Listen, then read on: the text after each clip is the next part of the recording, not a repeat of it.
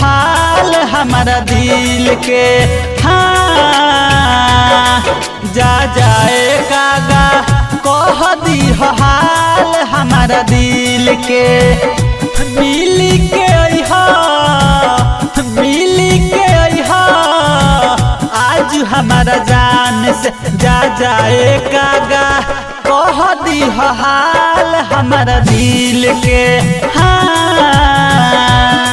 जा जाए कागा कह दी हाल हमारा दिल के।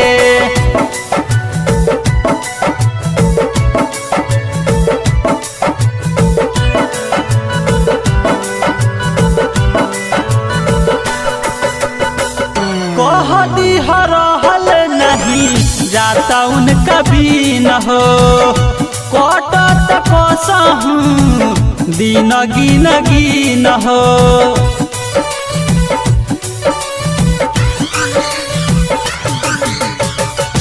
कह दी रहल नहीं जाता उनका भी न हो।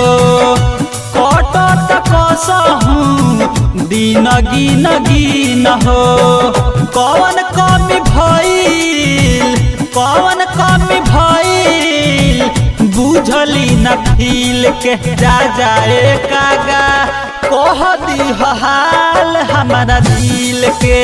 हाँ जा जाए कागा कह दी हाल हमारा दिल के।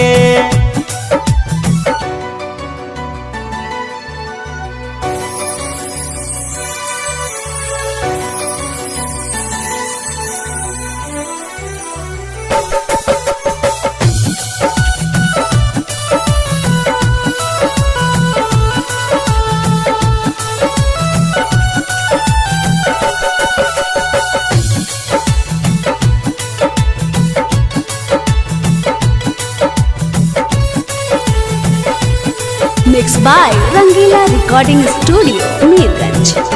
हो गई खासू मतलबी मुकेश के।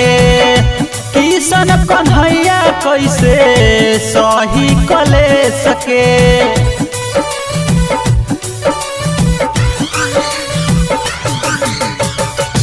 हो गई खासू मतलबी मुकेश के। किशन कन्हैया कैसे सही कलेश के। सुख गइल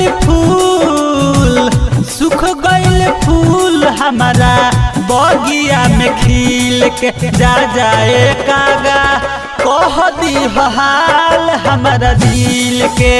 हाँ जा जाए कागा कह दी हाल हमारा दिल के।